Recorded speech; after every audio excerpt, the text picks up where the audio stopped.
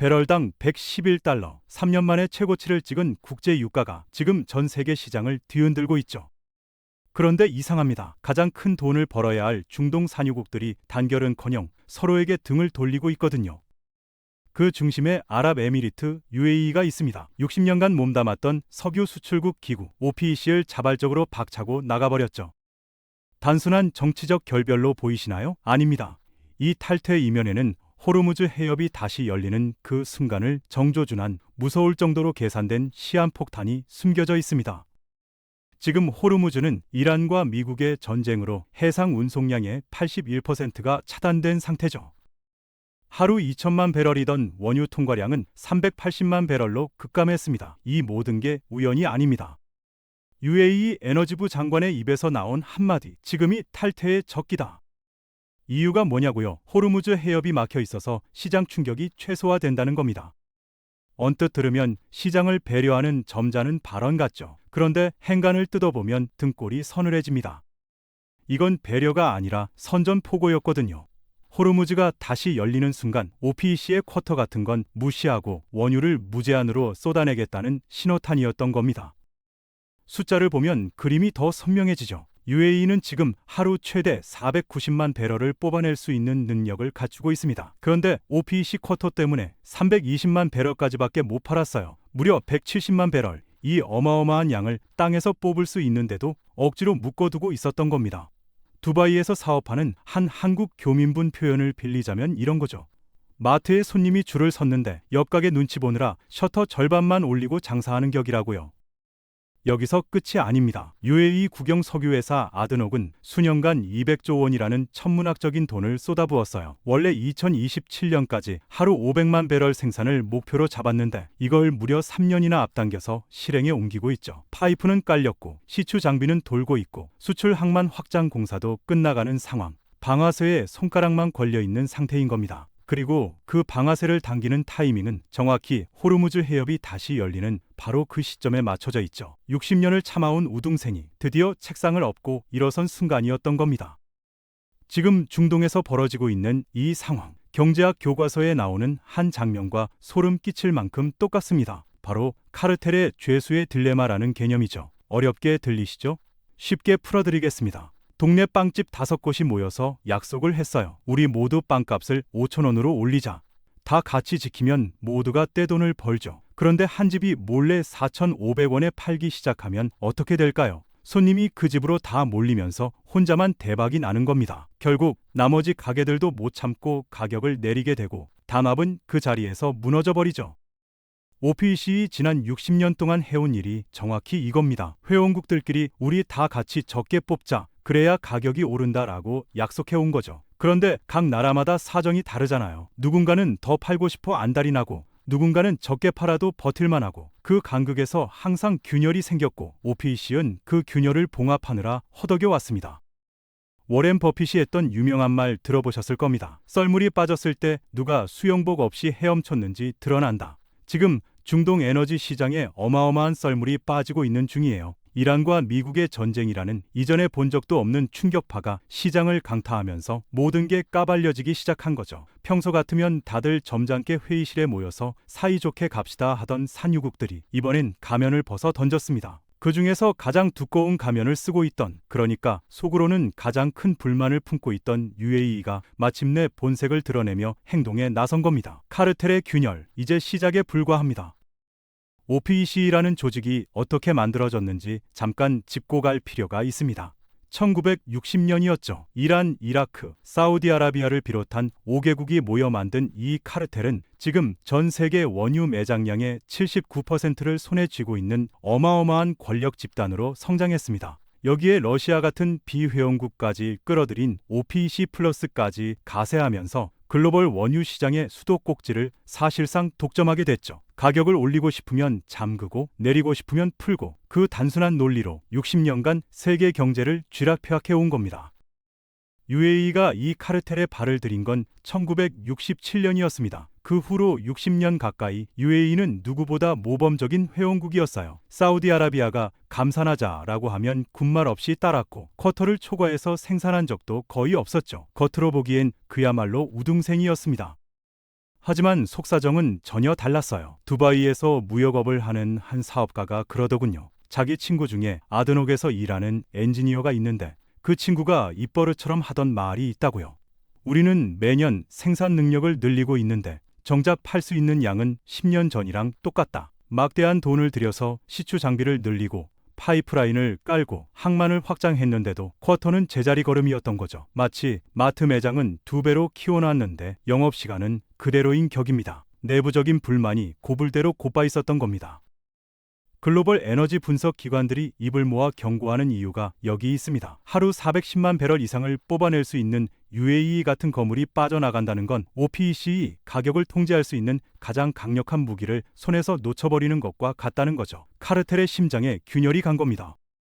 에너지 시장을 진짜로 이해하려면 반드시 알아야 하는 개념이 하나 있습니다. 바로 여유 생산 능력이라는 건데요. 영어로는 스페어 캐패시티라고 하죠. 말 그대로 마음만 먹으면 즉시 가동할 수 있는 추가 생산 용량을 뜻합니다. 쉽게 말하면 이런 겁니다. 식당에 테이블이 20개 있는데 평소엔 12개만 손님을 받아요. 그런데 갑자기 단체 손님이 몰려오면 나머지 8개도 즉시 펼칠 수 있는 거죠. 그 8개가 바로 여유 생산 능력입니다. UAE는 OPEC 안에서 수년째 세계 최고 수준의 여유 생산 능력을 자랑해 왔습니다. 땅 밑에는 이미 하루 490만 배럴을 뽑아낼 수 있는 파이프가 깔려 있었어요. 그런데 쿼터 때문에 320만 배럴까지만 팔아야 했죠. 그 차이가 무려 170만 배럴입니다. 이걸 다른 나라랑 비교하면 어느 정도 규모인지 감이 옵니다. 한국이 하루에 수입하는 원유가 약 280만 배럴이거든요. 우리나라 하루 소비량의 60%에 해당하는 어마어마한 물량이 카르텔의 규율 하나 때문에 땅속에 묶여 있었던 거예요. 팔고 싶어도 못 팔고 가슴속에 묻어둬야 했던 잠재력이었던 겁니다. 지금까지 전 세계 시장은 이 거대한 잠재력에 전혀 주목하지 못했습니다. 다들 호르무즈 해협 봉쇄, 이란발 공급 충격, 이런 단기적인 공포에만 매몰돼 있었거든요. 뉴스 헤드라인은 매일 유가 또 사상 최고치만 외쳐대고 있죠. 하지만 노련한 트레이더들은 다른 곳을 보고 있습니다. UAE의 탈퇴는 시장에 명확한 신호를 보내고 있어요.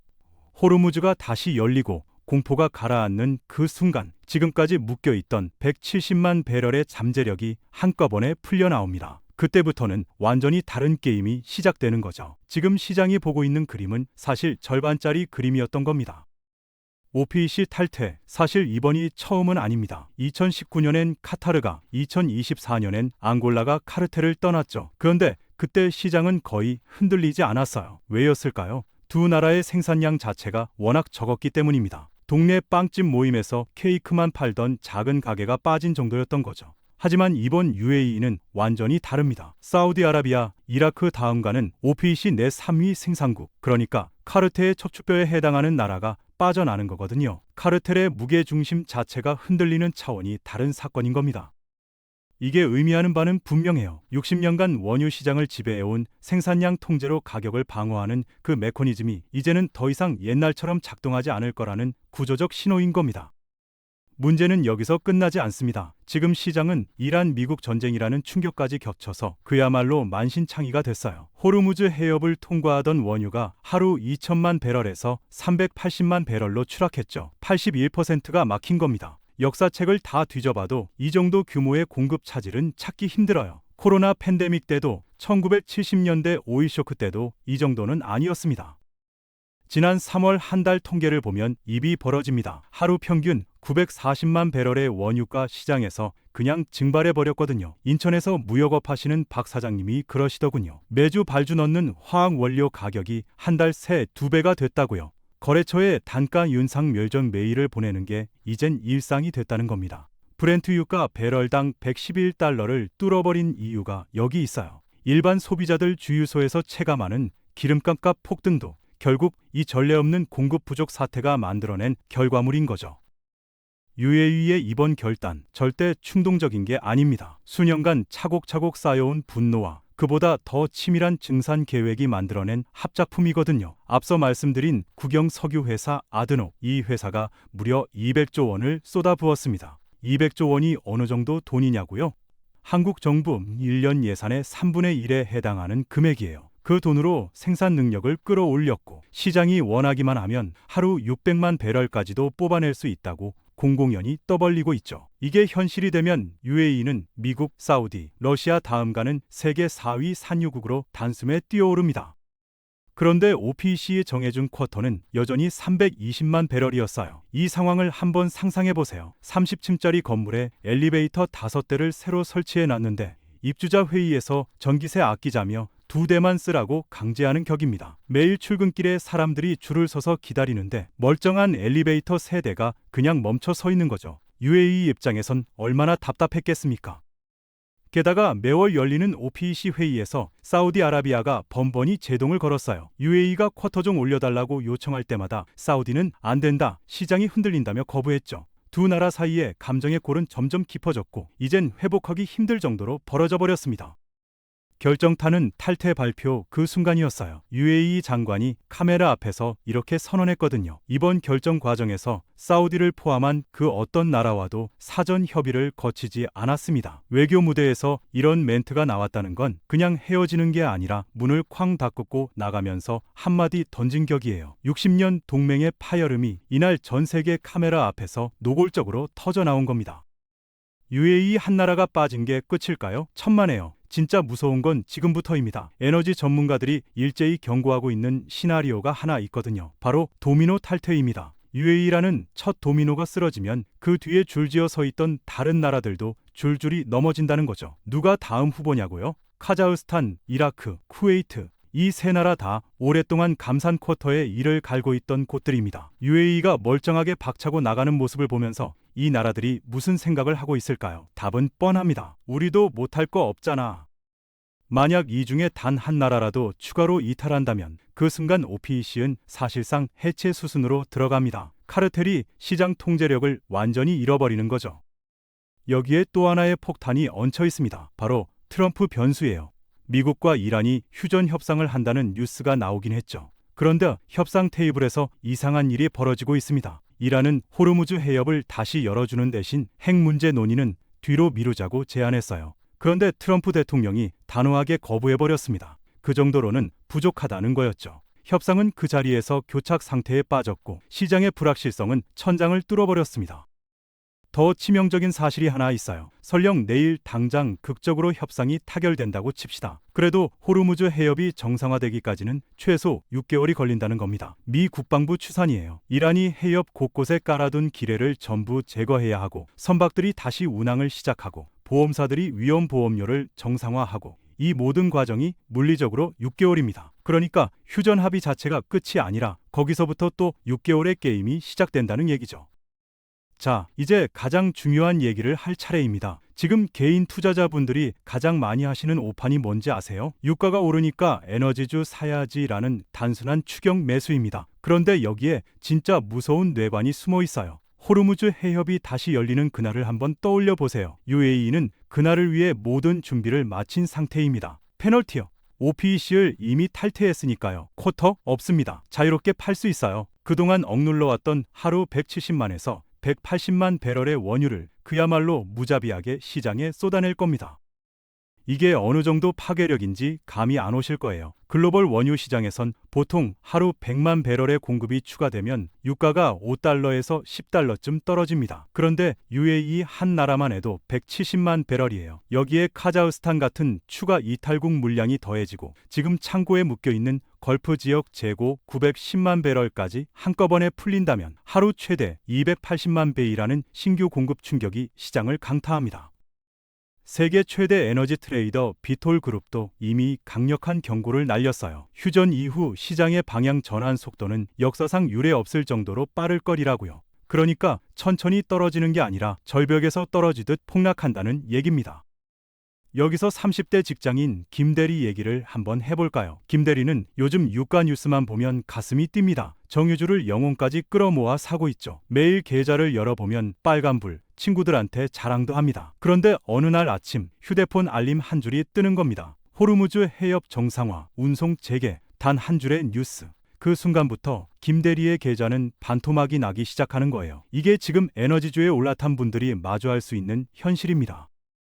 그럼 앞으로 시장이 어떻게 흘러갈지 가능한 시나리오를 한번 그려보겠습니다. 먼저 시나리오 A, 가장 낙관적인 그림이에요. 이란과 미국이 1, 2개월 안에 협상을 조기 타결하고 기뢰 제거 작업도 예상보다 빨리 진행되는 경우입니다. 호르무즈 해협이 3개월 안에 부분 정상화되는 거죠. 이게 현실이 되는 순간 UAE는 기다렸다는 듯이 즉각 최대치 증산에 돌입합니다. 그러면 유가는 어떻게 될까요? 3개월 안에 배럴당 90달러 선까지 빠르게 무너집니다.